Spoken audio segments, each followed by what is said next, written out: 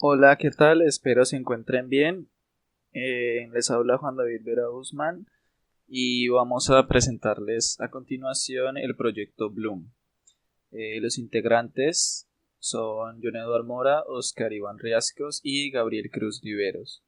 Y quien les habla. Primero iniciaremos dándoles una descripción de nuestro contexto problemático. Resulta que en las últimas décadas la contaminación se ha convertido en un problema de dominio global. Múltiples hechos han ocurrido en el pasado que han traído consecuencias graves al ecosistema en la actualidad, lo que ha empezado a generar preocupaciones en todo el mundo. Es por esto que diversas naciones a lo largo del globo están empezando a tomar medidas con el fin de mitigar los efectos de la contaminación, esperando reducirla. Colombia es uno de estos países que empezó a reunir datos de la calidad del aire y factores climatológicos a lo largo y ancho del territorio nacional, los cuales fueron recogidos por las distintas autoridades ambientales de su sistema de información de la calidad del aire en el periodo entre el 2011 y el 2017. Estos datos además se tomaron según los parámetros contemplados en el Protocolo para el Monitoreo y Seguimiento de la Calidad del Aire, lo que garantiza su estandarización y facilidad de manejo como un conjunto. Entrando a la definición del problema, buscamos con estos datos conocer los distintos niveles de contaminación que se han presentado en el territorio nacional a lo largo del tiempo. Esto con el fin de identificar las zonas con niveles más drásticos de contaminación para tomar acciones adecuadas y reducirlas. Se espera, además, estar en capacidad de predecir el comportamiento de estas en un futuro.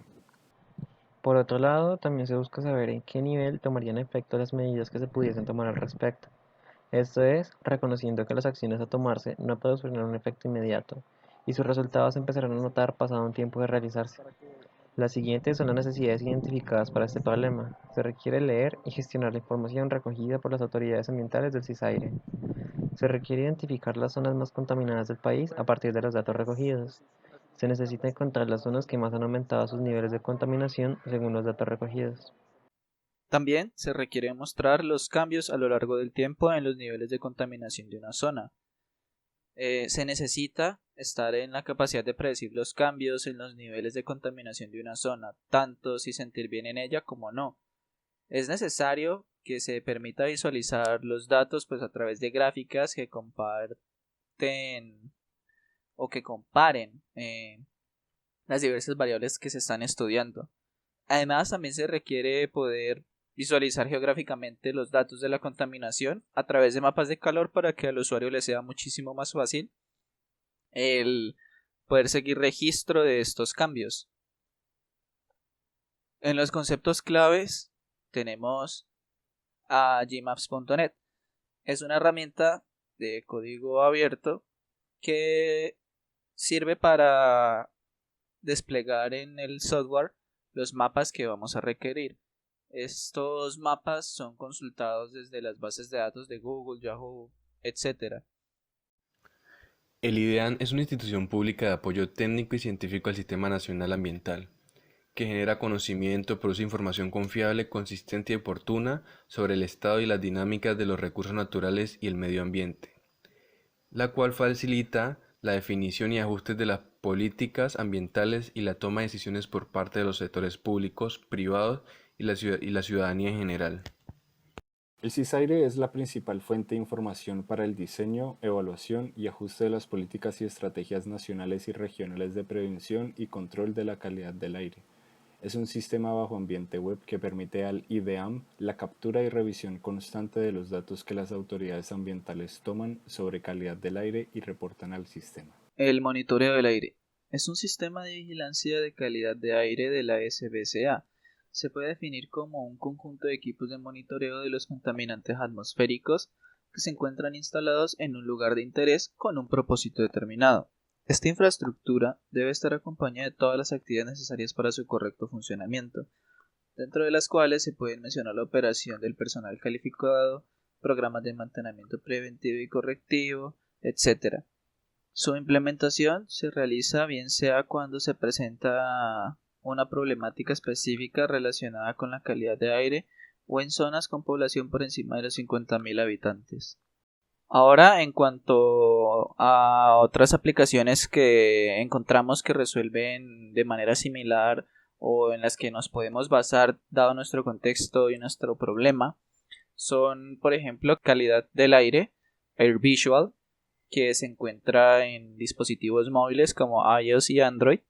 Sí, esta aplicación muestra pues datos globales de la calidad del aire, así pues se puede saber cómo está la contaminación en distintos países y prepararse si se va a viajar. Además cuenta con un pronóstico de 7 días y puedes activar alertas específicas para la zona o la alcaldía en la que te encuentres. Otra aplicación es llamada Aire, que es de iOS y Android también, dispositivos móviles. Esta aplicación es oficial del gobierno de la Ciudad de México y envía notificaciones con información sobre la contaminación de la zona, como radiación solar ultravioleta y el pronóstico ambiental para el día siguiente. Por otro lado tenemos la app Aire Bogotá, la cual está disponible para iOS y Android.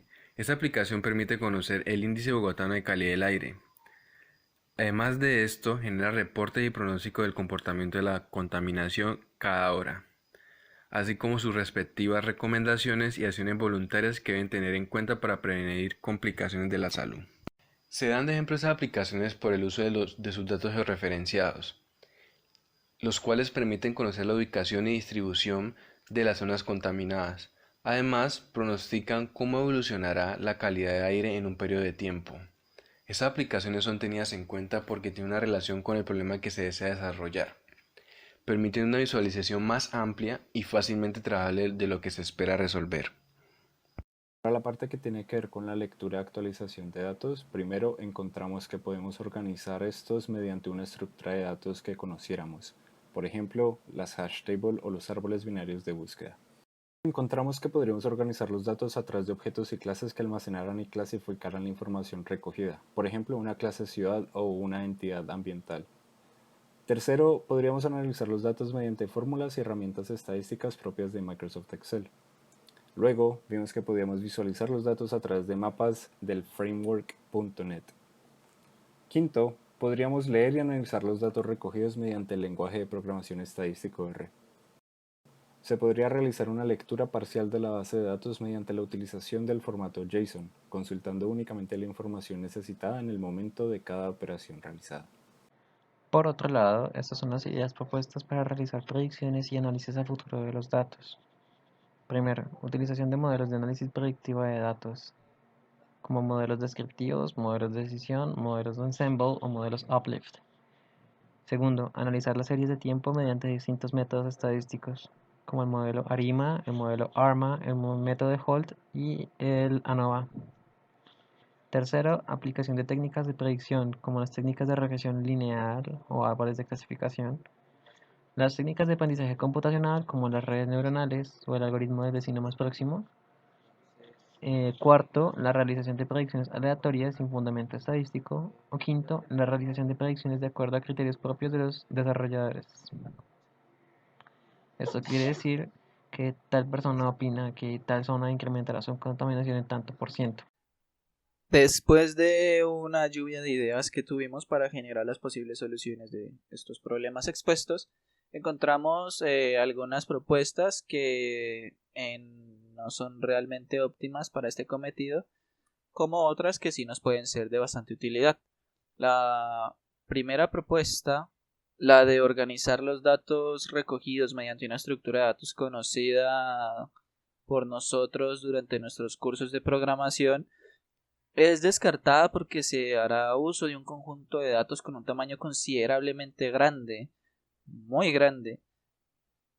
Construir y organizar estos datos en alguna de las estructuras de datos expuestas nos puede resultar inconcebible, pues la cantidad de datos que hay exige un tamaño de memoria bastante grande con el que no sería posible correrlo en ninguno de nuestros computadores. En la propuesta 2 se plantea organizar y dividir los datos a través de estructuras de datos propias, las cuales representan entidades del entorno que entrarían en juego para analizar estos datos. Sin embargo, como se encontró que se puede utilizar el formato JSON para intercambiar datos entre la aplicación desarrollada y la base de datos almacenada en la nube, Se pueden realizar consultas directamente sobre esta sin haber una necesidad de organizar la totalidad de datos encontrados. Es por esto que se descarta esta opción. Por otro lado, se descarta la opción de Microsoft Excel. Este gestor de hojas de cálculo de Microsoft Office ha probado ser capaz de realizar buenos análisis estadísticos y matemáticos sobre conjuntos de datos. Sin embargo, la aplicación posee un límite de tamaño de datos con los que puede trabajar, y la base de datos que vamos a utilizar supera este límite, lo que impide el uso de esta herramienta. Por esto, la opción 3 queda descartada. La propuesta 6 plantea utilizar R, un lenguaje y entorno de programación enfocado al análisis estadístico, el cual resultaría bastante útil a la hora de describir y predecir el comportamiento de los datos con los que se trabajará. Sin embargo, como parte del proceso de aprendizaje con el que se desarrolla el curso de Proyecto Integrador 1, se está aprendiendo a utilizar el lenguaje C# y el entorno de desarrollo Visual Studio, se opta por desarrollar la aplicación en su totalidad en estas condiciones y se descarta el uso de R con este objetivo. Por otro lado, respecto a las predicciones y el análisis a futuro de los datos, estas fueron las propuestas descartadas y las razones para ello. Realizar predicciones aleatorias sin fundamento estadístico no tiene cabida dentro de los parámetros de calidad entre los que se espera se encuentre la solución desarrollada. Además, de llegarse a utilizar esta solución como una herramienta para identificar áreas en las que se debe concentrar las medidas para reducir la contaminación, un análisis erróneo y producto del azar podría desembocar en la mala utilización de recursos para el Estado, lo que resulta ser una problemática grave. Es por esto y por diversas razones aquí no listadas que la alternativa 3 es descartada. Se descarta también la propuesta 4, la cual propone predicciones bajo criterios propios porque este tipo de predicciones pueden estar sesgadas y mayormente carentes de precisión. Requerimos de criterios de evaluación para definir las propuestas más convenientes como solución del problema. Los criterios son A. Accesibilidad a los datos. B. Actualización de los datos. C. Análisis de los datos. Y D. Facilidad para mostrar dicho análisis de forma gráfica. El criterio A, que tiene que ver con la accesibilidad a los datos, evalúa qué tan rápidas son las consultas a estos, siendo 1 una consulta muy lenta y 5 una consulta muy rápida, en una escala continua. En el criterio B se evaluará que los datos mostrados en el aplicativo son actualizados. ¿Esto qué quiere decir? Permite mostrar información sobre los últimos datos de la calidad de aire en Colombia. Para ello se emplea una escala discreta con posibles valores entre 1, 3 y 5. Como valor 1, los datos no son actualizados, ya que se usa un archivo descargado y se lee durante la ejecución del aplicativo. Como valor 3, los datos son actualizados cuando el administrador del programa lo actualice. Y dato 5, los datos son actualizados automáticamente cada vez que se abre la aplicación. Como pueden ver, entre mayor sea la escala, es mejor la solución para dicho problema. Criterio C. Análisis de los datos. Este evaluará el tiempo de análisis que puede realizar la solución seleccionada sobre los datos. Evalúa también la relevancia de dicho análisis para resolver el problema. La relevancia se evalúa con una escala discreta del 1 al 5. El alcance del análisis se evalúa de la A a la E.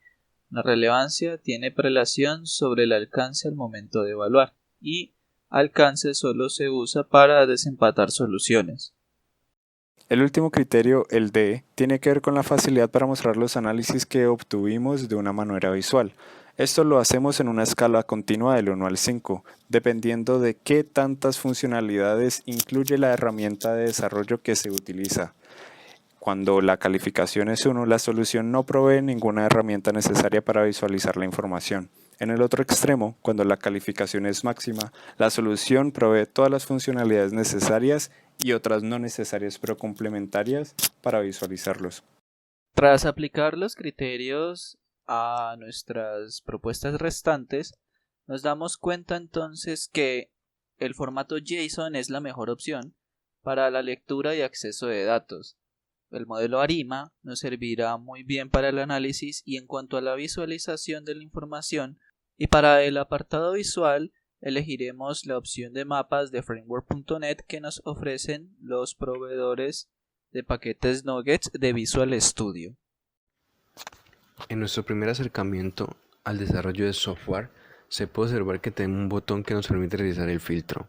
En la parte izquierda se muestra la tabla pertinente a los datos que se recolectaron, donde las columnas son el conjunto de datos y sus filas corresponden a los registros. Por otro lado, al momento de ejecutar la aplicación, se despliega los primeros 1000 datos que existen y mejor aún, el usuario podrá ir paginando conforme lo desee. En ese primer acercamiento, la idea era que pudiéramos cargar los datos, de los cuales se pueden realizar filtros por los diferentes tipos de datos que fueron recolectados como latitud, longitud, departamento, entre otros muchos que hacen parte de esta base de datos. Por lo tanto, es una visualización de los datos y la demostración de que el programa estaría en la capacidad de poder realizar filtros y tomar una cierta cantidad de datos. Sin embargo, esta no es una de las principales características en las que nos vamos a enfocar. De acuerdo a todo lo anterior, es lo que corresponde a la primera entrega del proyecto Bloom. Muchas gracias, que tengan buen día.